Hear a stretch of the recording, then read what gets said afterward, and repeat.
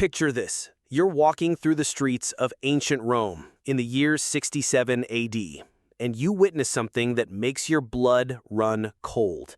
The emperor himself, Nero, is strolling through the forum with what appears to be his new wife, a stunning young woman draped in silk and jewels. But whispers follow in their wake, because everyone knows the horrifying truth. That woman, beside the most powerful man in the world, was once a boy named Sporus, and what Nero did to him represents one of the most disturbing acts of psychological and physical abuse in recorded history.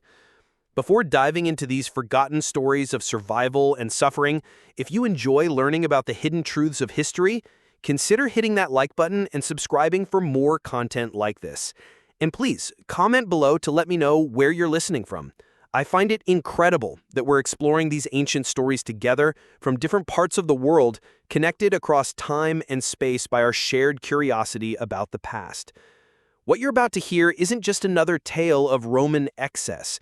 It's the story of how absolute power can transform love into obsession, grief into madness, and a human being into a living doll created to serve one man's twisted fantasy. The name Sporus might not be familiar to you, but his story will haunt you long after you finish listening. Let's start with the man who would become the architect of this tragedy. Nero wasn't born evil. In fact, his early reign showed remarkable promise. When he ascended to the throne at just 16 years old, many Romans believed they were witnessing the dawn of a golden age. He reduced taxes, funded public entertainment, and even performed in theatrical productions that delighted the common people. But absolute power has a way of corrupting even the most promising souls. And by 65 AD, something had fundamentally broken inside the emperor's mind. Maybe it was the constant paranoia that comes with knowing everyone around you wants your position. Maybe it was the isolation of being the only person in an empire of 60 million who could never be contradicted, never be challenged, never be told they were wrong. Or maybe it was what happened to the one person he claimed to love more than life itself. Her name was Pape Abina, and she was everything Nero thought he wanted in a woman. Beautiful beyond description, intelligent enough to match his own grandiose vision of himself, and ambitious enough to share his dreams of eternal glory. But Pape wasn't just another pretty face in the imperial court. She possessed the kind of sharp political instincts that made her a formidable ally or a dangerous enemy. When Nero first laid eyes on Pape Asevi, he was already married to Octavia, the daughter of the previous emperor. It had been a cold, loveless political marriage. Pape Asevi represented everything that Octavia was not. Where Octavia was quiet and reserved, Pape Asevi was vivacious and commanding. Where Octavia sought to avoid attention, Pape Asevi reveled in being the center of everyone's gaze. The affair between Nero and Pape Asevi began as a typical Roman scandal. But what started as adultery quickly evolved into something much more dangerous: genuine obsession. Nero wasn't just attracted to Pape Asevi's beauty. He was consumed by her in a way that terrified even his closest advisors. Ancient historians describe Nero's behavior during this period as increasingly erratic and possessive. He would fly into murderous rages if other men so much as looked at Pape Asevi too long during public functions. He began stationing guards around her at all times, ostensibly for protection, but really to monitor her every interaction. He lavished her with gifts that bankrupted the imperial treasury: jewels from India, silks from China, perfumes from Arabia. But perhaps most tellingly, he began to reshape reality itself to accommodate his obsession.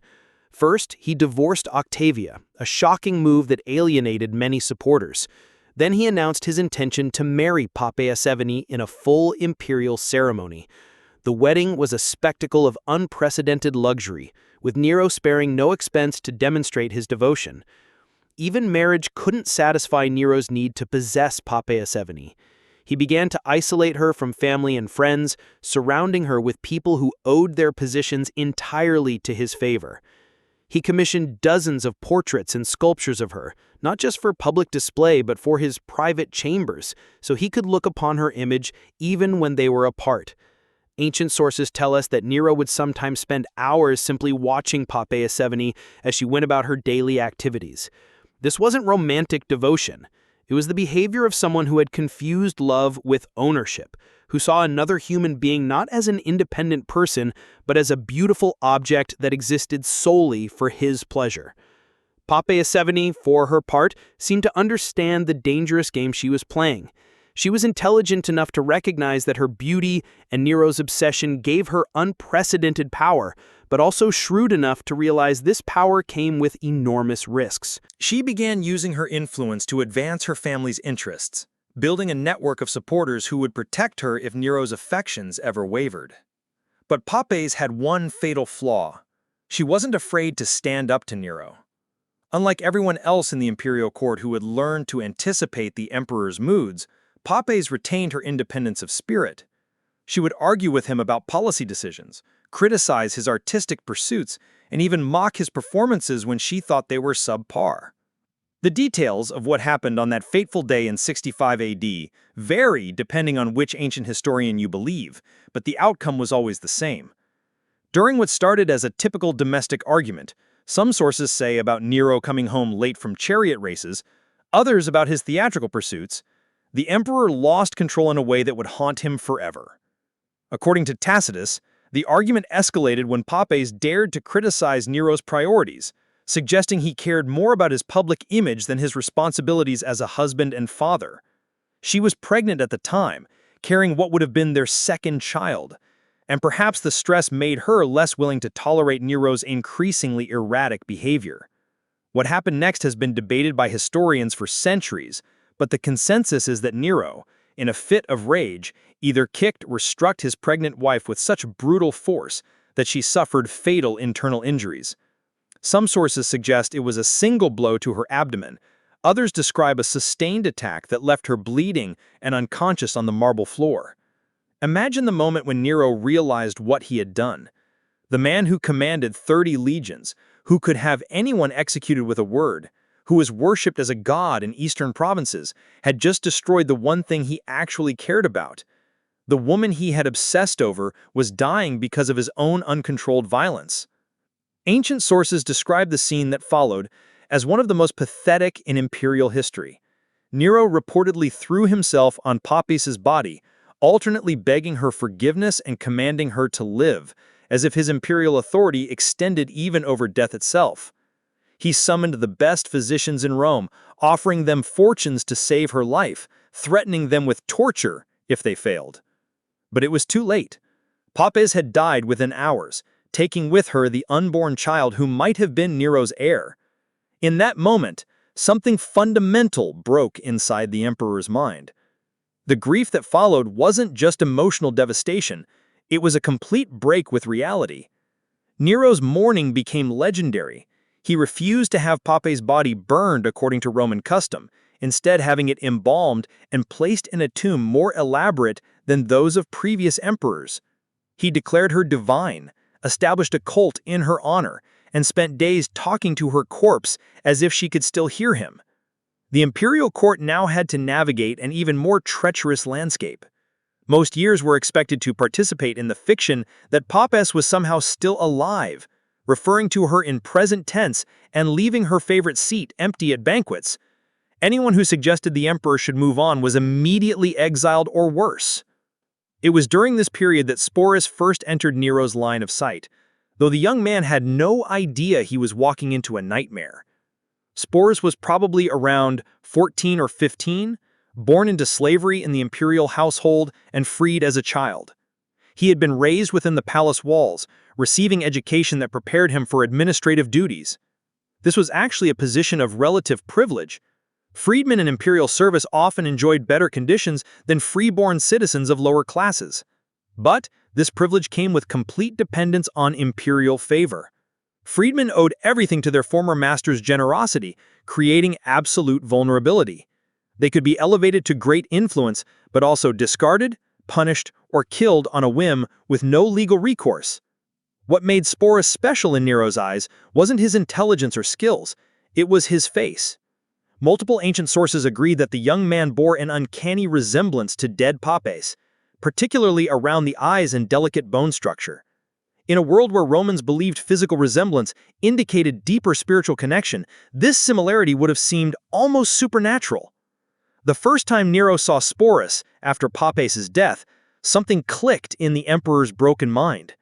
Here was a chance to undo the irreversible, to bring back what he had destroyed.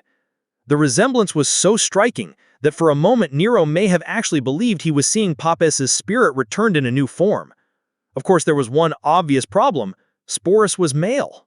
But for a man who had convinced himself he was a god, who had spent months talking to a corpse, changing someone's gender seemed like a minor obstacle. What happened next represents one of the most calculated acts of cruelty in human history.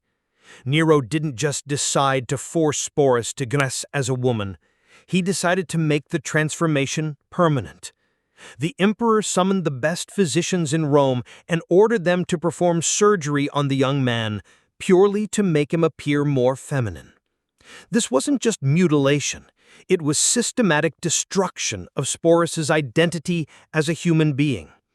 The procedure was dangerous, painful, and irreversible, often resulting in death from infection or blood loss. But even if Sporus survived, he would be forever changed physically, emotionally, and socially. He would never father children, never experience normal relationships, never even be considered fully male by Roman society. The surgery took place in the imperial palace in quarters specifically prepared for the purpose. Ancient surgical procedures were primitive, relying on basic instruments and crude anesthetics. The process would have been excruciating, lasting hours, with significant risk of death. Sporus would have been held down by guards, while physicians approached with their instruments, knowing his screams would fall on deaf ears. Once Sporus recovered, a process taking weeks or months, Nero announced something that shocked even jaded Roman aristocrats. He was going to marry the young man in a full imperial wedding ceremony. The preparations took months and consumed enormous resources. Sporus was given a new name, Sabina, after the dead empress, and moved to special quarters where he could be prepared for his new role. Imperial seamstresses created an entire wardrobe, designing gowns that would flatter his modified physique and hide remaining masculine characteristics. Master jewelers crafted ornaments specifically for him, many incorporating gems that had once belonged to Pompeia herself. These weren't just accessories, they were tangible links to the dead woman, people reminders of the person Sporus was being forced to replace. Makeup artists taught him cosmetic techniques to feminize his features. They showed him how to use kohl to make his eyes appear larger, how to apply rouge for rosy cheeks, how to use powders to soften facial angles. These lessons weren't just about appearance. They were exercises in systematic erasure of his original identity. Hairdressers instructed him in elaborate styling techniques fashionable among aristocratic Roman women. His hair was cut, curled, and arranged in complex patterns, often incorporating expensive ornaments. The process could take hours daily, requiring multiple servants and heated metal tools. But perhaps most psychologically damaging were lessons in feminine behavior and deportment. Sporus was assigned tutors who taught him how to walk, sit, and gesture in appropriately ladylike ways. He learned how to hold his hands, position his feet, arrange his clothing when seated, and move through space conveying grace rather than masculine strength. Voice coaches worked with him to modify his voice patterns, teaching him to speak in higher tones and adopt linguistic mannerisms associated with feminine discourse. This was perhaps the most challenging aspect, as vocal patterns are deeply ingrained and difficult to change consciously. Can you imagine the psychological torture of this transformation? Every day, Sporus was forced to look in mirrors reflecting back a stranger wearing his face. Every lesson in feminine behavior reminded him that his identity was being systematically erased. Every piece of jewelry that had once adorned a dead woman was now a shackle, binding him to a role he never chose. The wedding was scheduled for spring 67 AD, timed to coincide with religious festivals that would add ceremonial weight. Nero spared no expense, treating it as a legitimate imperial wedding worthy of the greatest emperor in Roman history. The ceremony took place in the largest palace hall, decorated with imported flowers and illuminated by thousands of oil lamps. Musicians played traditional wedding songs, while servants offered finest wines and delicacies. To outside observers who didn't know the full story, it might have looked like a normal imperial wedding. But those in the know understood they were witnessing something unprecedented and disturbing. Here was the most powerful man in the world, publicly marrying a surgically modified teenage boy dressed as his dead wife. The ceremony included all traditional Roman rituals, exchanging vows, joining hands, sharing sacred bread, and signing legal documents making this union official. The guests played their parts with accomplished acting skills, offering congratulations and expensive gifts while maintaining appropriate joy. But the atmosphere must have been thick with barely concealed horror, fascination, and nervous energy that comes from participating in something fundamentally wrong. During the wedding, Nero treated Sporus exactly as he would a legitimate empress. The young man received his own household staff, quarters within the palace complex, and income from the imperial treasury. He had his own litter for traveling, horses for riding, and retinue of supporters.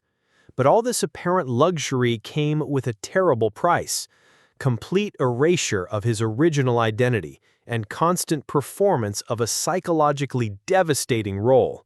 Sporus was expected to accompany Nero to public functions, sit beside him at state dinners, and play the devoted wife in all interactions. This wasn't just about appearances. Nero genuinely seemed to believe he had successfully resurrected Poppaea. He would call Sporus by his dead wife's name, reminisce about shared memories that had never happened, and expect responses maintaining the elaborate fiction. For Sporus, every day became a high-stakes performance where the slightest mistake could mean death. He had to remember not just how to look and act like a woman, but how to respond as if he were Poppaea herself. When Nero mentioned events from his previous marriage, Sporus had to react as if he remembered them personally. Ancient sources describe Sporus as becoming increasingly skilled at this deception, developing an almost supernatural ability to anticipate Nero's moods and respond appropriately. But they also note he grew more withdrawn and melancholic as time passed, though he continued playing his assigned role perfectly in public. The psychological strain is almost impossible to imagine. Every morning, Sporus woke in rooms decorated to remind him of a dead woman he'd never met. Every mirror reflection bore no resemblance to his original appearance. Every conversation required pretending to be someone else, having memories and experiences that weren't his own. For over 2 years, Sporus lived this bizarre existence. But his ordeal reached new heights when Nero decided to tour Greece. The emperor fancied himself an artist and was eager to compete in Greek festivals where he believed his talents would be properly appreciated. Naturally, Sporus accompanied him, displayed to foreign dignitaries as the Empress of Rome. Imagine Greek aristocrats trying to make sense of their conqueror, traveling with a teenage boy dressed as a woman, demanding everyone treat this obvious fiction as reality. But by 68 AD, Nero's excesses had finally pushed the Roman establishment too far. Rebellions broke out across the empire, led by governors tired of the emperor's erratic behavior and neglect of governance. The Praetorian Guard declared opposition to Nero's continued rule, and the Senate condemned him as an enemy of the state. When Nero finally fled Rome with a small group of supporters, Sporus was among them. Even facing death, the emperor couldn't leave behind his living reminder of Poppaea. They holed up in a villa outside Rome, waiting for either rescue or capture, while Nero alternated between grandiose escape plans and theatrical preparations for suicide. When word came that enemies were closing in, Nero finally chose death over capture, but his suicide left Sporus incredibly vulnerable. As one of the most visible symbols of Nero's reign, he was both a valuable prize and dangerous liability for whoever claimed power next. What followed was perhaps even more tragic. Sporus became a political pawn, passed from one powerful man to another like valuable property, first claimed by Nymphidius Sabinus, then by Otho, then by Vitellius, each treating him much as Nero had, keeping him dressed as a woman and calling him by Poppy's name. It was under Vitellius that Sporus's nightmare reached its ultimate conclusion. The new emperor decided to use him for public entertainment in the Colosseum, specifically in a reenactment of mythological scenes involving violence and humiliation. For Sporus, this represented the ultimate degradation, being sexually humiliated in front of thousands for their amusement. Rather than submit to this final humiliation, Sporus made the only choice that was truly his own in years. He took his own life, probably by poison, sometime in 69 AD. He was probably no more than 20 years old. In death, Sporus finally escaped the grotesque theater that had consumed his life. His story became a cautionary tale about the dangers of absolute power and the human cost of imperial excess. But ancient historians seem less interested in Sporus as a person than as a symbol of imperial decadence. What makes his story so haunting isn't just the abuse he endured, but how he was systematically stripped of identity and agency. From the moment Nero decided he resembled Poppy, Sporus ceased to exist as an individual and became instead a canvas for the emperor's twisted fantasies. The fact that Sporus chose death over further humiliation suggests that somewhere beneath the layers of forced femininity and imperial conditioning, some spark of his original self survived. His suicide was both tragedy and final act of defiance, a refusal to be degraded further, even at the cost of his life. Perhaps most tragically, we know almost nothing about who Sporus was before his transformation. What were his hopes and dreams? What did he want to do with his life? All of that was erased when he became Nero's living doll, replaced by a performance so complete that his original identity disappeared entirely. The boy who was forced to become an empress, who endured years of psychological and physical abuse, who finally chose death over further degradation. His story deserves to be remembered not just as a curiosity from ancient Rome, but as a testament to both human cruelty and human resilience. In choosing his own death, Sporus reclaimed the one thing denied him throughout his adult life, the power to make his own choice about his fate. His story reminds us that behind every historical narrative of imperial grandeur, there are individual human stories of suffering and survival that deserve our attention and our compassion, even across the vast gulf of 2,000 years.